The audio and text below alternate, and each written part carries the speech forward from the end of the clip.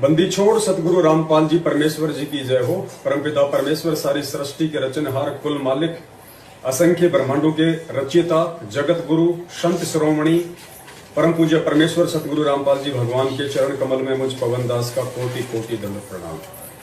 पुण्यात्मा दया परमपिता परमेश्वर जी की, जिनके आशीर्वाद से आप हम सभी सत्सेवक भाई बहन लाइव हैं। और जैसा कि दास आप जी को पहले सूचित कर चुका है, एक बार पुनः दास आप जी को सूचित कर देता है। आज के बाद हम दिन में 5 बार लाइव आएंगे। सुबह 9 बजे, दिन में 12 बजे, फिर 3 बजे, फिर 6 बजे, फिर रात को 9 बजे। और पॉइंट टू पॉइंट हम लोग बातचीत करेंगे और 10 से 15 मिनट का हमारा लाइव होगा। तो वीडियो को ज्यादा से ज्यादा शेयर करें। ये हमारा दूसरा लाइव है 12 बजे का।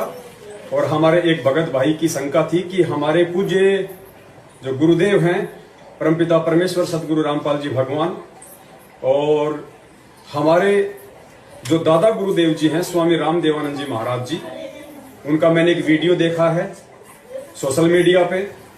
वो अपने एक भगत के घर पे बैठे हैं और उनका भगत दुर्गा माता की पूजा कर रहा है। तो भगत जी, हमें कुछ समझ में नहीं आ रहा है, इस परमात्मा की भक्ति में दुर्गा माता की पूजा क्यों, जबकि दादा गुरुदेव जी वहीं पे बैठे हुए हैं। पुण्यात्माओं, देखिए, काल भगवान की कोशिश है कि वो किसी भी तरह से हमारे को शंकाओं में रखे, हमारे को ज्ञान आधार से इस भक्ति मार्ग पे ना चलने दे, शंकाओं के बीज हमेशा हमारे अंदर वो डाले रखे। पुण्यात्माओं, परमपिता परमेश्वर सतगुरु रामपाल जी भगवान के सत्संग और ज्ञान आधार से सबसे पहले तो हमें इस निर्णय पर पहुंचना चाहिए कि हमारे जो दादा गुरुदेव जी थे वे 12वें पंथ से संबंधित थे, क्योंकि 12वां पंथ गरीबदास जी महाराज जी ने चलाया था। और 12वें पंथ में किसी की भी मुक्ति नहीं होनी थी, क्योंकि 12वें पंथ में उनके आने का मुख्य मकसद केवल पवित्र कबीर सागर में नकली संतों ने काल प्रेरणा से जो मिलावट कर दी थी, उस मिलावट को ठीक करना था और पुनः एक नए ग्रंथ सदग्रंथ साहिब की रचना करना था। तो 12वां जो पंथ था, उस 12वें पंथ में किसी की भी मुक्ति नहीं होनी थी, क्योंकि खुद परमेश्वर की वाणी कहती है कि 12 पंथ काल फुरमाना और भूले जीव न पावे ठिकाना। तो हमारे जो दादा गुरुदेव जी थे वो 12वें पंथ से संबंधित थे। तो पुण्यात्मा, 12वें पंथ से हमारा किसी प्रकार से कोई संपर्क, कोई संबंध नहीं होना चाहिए। 12वें पंथ में क्या पूजा थी, क्या साधना थी, दादा गुरुदेव जी क्या करते थे, क्या नहीं करते थे, इन सब बातों को लेकर हमारे मन में कोई शंका नहीं होनी चाहिए, क्योंकि हम इस परमपिता परमेश्वर कबीर साहिब जी के यथार्थ 13वें कबीर पंथ से जुड़े हुए हैं।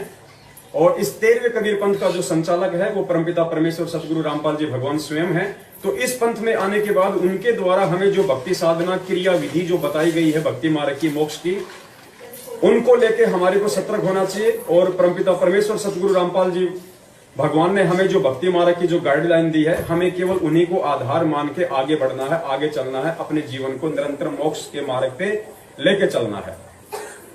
अब इसके बहुत सारे रीजन है, थोड़ा सा दास आपको बताना चाहेगा, क्योंकि शंका अगर जाहिर की है तो उसका समाधान भी परमेश्वर के ज्ञान आधार से होना जरूरी है। पुण्यात्माओं, जैसा कि आप सभी को पता है, बार बार पूज्य गुरुदेव अपने सत्संगों में जिक्र करते हैं कि 650 साल पहले उस परमपिता परमेश्वर ने हम पे दया की, इस पृथ्वी लोक पे आके हमारे को बीच बीच के 5 मंत्र दिए। मालिक को पता था कि उस समय हमारा मोक्ष तो नहीं होना था, लेकिन वर्तमान पिछली पीढ़ी तक हमारे को मानव जन्म मिले और वर्तमान तक हम पहुंचे, इसके लिए परमेश्वर ने हमारे से जो है वो भक्ति करवाई, हमारे को बीच बीच के 5 मंत्र दिए। उसके बाद में गरीबदास जी महाराज जी के रूप में वही कबीर परमात्मा आए पुनः, और उस परमेश्वर ने जो जैसी साधना चाहता था, मान लीजिए कोई दुर्गा की साधना करना चाहता था, कोई शंकर जी की साधना करना चाहता था, किसी भी जो है मतलब ब्रह्मा विष्णु महेश को लेके जो भी साधना जो लोग करना चाहते थे, गरीबदास जी महाराज जी ने उनको उन्हीं के मंत्र दिए। उनका मकसद केवल ये था कि ये आत्माएं और 250-300 साल तक आगे बढ़े, इनके मानव जन्म हो, और उस समय जब पिछली पीढ़ी में मैं पुनः आ जाऊंगा सतगुरु रामपाल जी भगवान का रूप लेके, उनका चोला लेके 8 सितंबर 1951 को, तो इन आत्माओं को अपने यथार्थ 13वें कबीर पंथ से जोड़ लूंगा और इनको यथार्थ भक्ति मार्ग दे दूंगा, इनको ज्ञान दे दूंगा। ये आत्माएं फिर भक्ति मार्ग से दूर नहीं होंगी। तो हमने इन बातों के पचड़े में बिल्कुल भी नहीं पड़ना चाहिए कि हमारे दादा गुरुदेव जी क्या साधना करते थे, हमारे दादा गुरुदेव जी ने किन किन लोगों को क्या क्या मंत्र दिए थे, हमारे दादा गुरुदेव जी शेरावाली की पूजा करने वाले भक्तों के घरों पे क्यों बैठे हुए थे। ये संतों के देश काल और परिस्थिति के अनुसार अपने अपने कार्य होते हैं। हमने इन चीजों पे ध्यान नहीं देना। हमने यदि ध्यान देना है तो वर्तमान में परमपिता परमेश्वर सतगुरु रामपाल जी भगवान ने हमें जो भक्ति साधना दी है वो हमारे लिए सर्वप्रथम है, सर्वोत्तम है, वो उत्तम है। उसके अलावा हमने किसी की बातों पे कोई ध्यान नहीं देना है। अब देखिए आदरणीय गरीबदास जी महाराज जी का ये छोटा सा ये सत्संग है जो परमपिता परमेश्वर सतगुरु रामपाल जी भगवान ने अपने मुख कमल से हमें सुनाया है। इसमें गरीबदास जी महाराज जी शंकर भगवान की भी पूजा करवाया करते थे, उनके भी मंत्र दिया करते थे। मकसद क्या था गरीबदास जी महाराज जी का? मकसद ये था कि नालायकों, तुम कम से कम जो इन भैरू भूत और जो इन छोटे मोटे माई मसानी की जो तुम पूजा करते हो, जिसके पूजा करने से कोई लाभ है ही नहीं किसी प्रकार का, कम से कम तुम इनकी पूजा छोड़ के ब्रह्मा विष्णु महेश की तो पूजा करो, तुम्हें कुछ तो लाभ मिलेगा। ये सोच के आदरणीय गरीबदास जी महाराज जी नीचे के देवी देवताओं की पूजा पाठ छुड़वा के और उनको ब्रह्मा विष्णु महेश तक का नाम दिया करते थे, उनको जाप दिया करते थे, ताकि इनको कुछ तो राहत हो, कुछ तो इनको लाभ हो। क्योंकि मोक्ष तो उस समय किसी का होना नहीं था, क्योंकि मोक्ष मार्ग तो पिछली पीढ़ी में ही शुरू करना था परमपिता परमेश्वर सतगुरु रामपाल जी भगवान ने।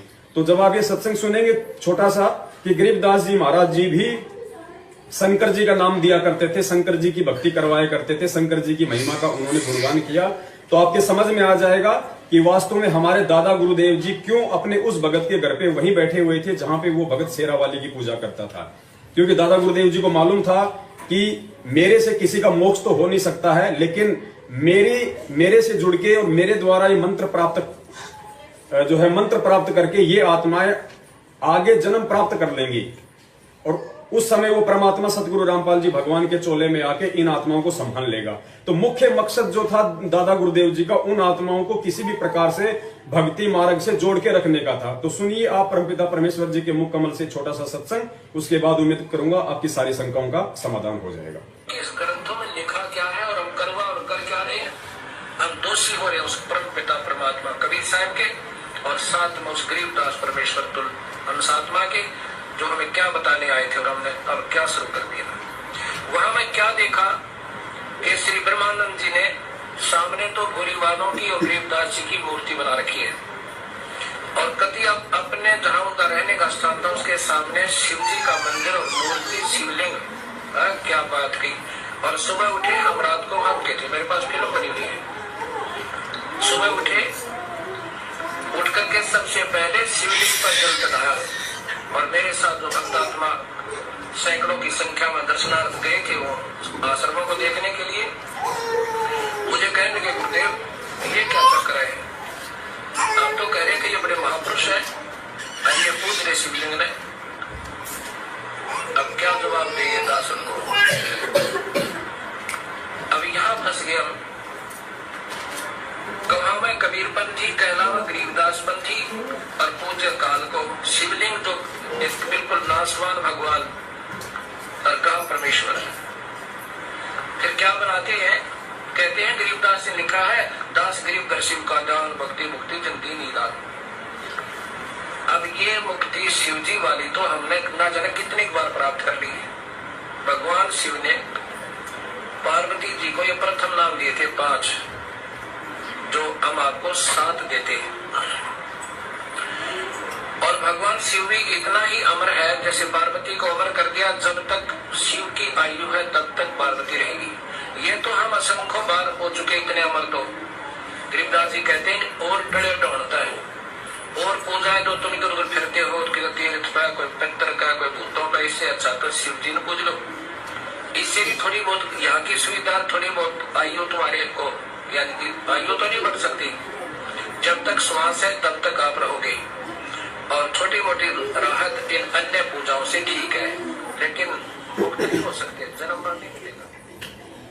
तो पुण्यात्माओं, परमपिता परमेश्वर जी का ये अनमोल सत्संग सुन के आप जी के समझ में आ गया होगा कि आदरणीय गरीबदास जी महाराज जी ने नीचे के देवी देवताओं की पूजा पाठ से जो लाभ नहीं होना था, उनसे उत्तम ब्रह्मा विष्णु महेश तक की पूजा उन आत्माओं को करवाई जो आत्माएं वो पूजा पाठ करना चाहती थी, ताकि इनको कुछ तो राहत मिले, कुछ तो इनको शांति मिले। यही स्थिति हमारे दादा गुरुदेव की थी, क्योंकि हमारे दादा गुरुदेव भी गरीबदास जी महाराज जी के 12वें पंथ से ही संबंधित थे, और मुक्ति उनके माध्यम से भी नहीं होनी थी किसी की, लेकिन उनके शरण में रह के यदि थोड़ी बहुत कोई भक्ति यदि इस माता की भी कर लेता, ब्रह्मा विष्णु महेश की भी भक्ति कर लेता, तो उसको कुछ राहत मिलती और उसको थोड़ा सा मानव जन्म आगे मिलता, और सतगुरु रामपाल जी महाराज जी के समय तक वो आत्मा जन्म लेते लेते आ जाए और फिर उसको परमात्मा संभाल ले। तो पुण्यात्मा, हमने इस पचड़े में बिल्कुल भी नहीं पड़ना है। ये इस तरह के वीडियो जो आप देखते हैं सोशल मीडिया पे, ये केवल काल भगवान की सूक्ष्म चाल का एक वो पार्ट है। ये हमारे को भ्रमित करने की उसकी एक सोची समझी साजिश है। तो आगे से हमने इस तरह के वीडियो से बिल्कुल सावधान रहना है। और हमारे परमपिता परमेश्वर सतगुरु रामपाल जी भगवान ने, जो कि अब साक्षात 8 सितंबर 1951 से धरती पे प्रकट है, उन्होंने हमें यथार्थ मंत्र संपूर्ण भक्ति विधि का कोर्स जो दे दिया और ये तत्व ज्ञान वाले सत्संग करके हमारी समूल शंकाओं का समाधान कर दिया, उस आधार से हमने निसंशय होके इस परमेश्वर के भक्ति मार्ग पे निरंतर आगे बढ़ना है। और इसी के साथ दास अनुमति चाहता है 3 बजे दास लाइव शंका समाधान में सात संगति के माध्यम से आप जी के सामने फिर एक नया टॉपिक लेके उपस्थित होगा, एक नए भगत भाई बहन की शंका लेके आपके सामने रूबरू होगा। तब तक के लिए इजाजत, बंदी छोड़। सतगुरु रामपाल जी परमेश्वर की जय हो। सत साहिब। जिसके सिर पर कृपा गुरु की, वो दुख कैसे पाएगा। जिसके सिर पर कृपा गुरु की, वो दुख कैसे पाएगा। नाम गुरु जी का जप लेगा, नाम गुरु जी का जप लेगा, जीवन सफल बनाएगा। जिसके सिर पर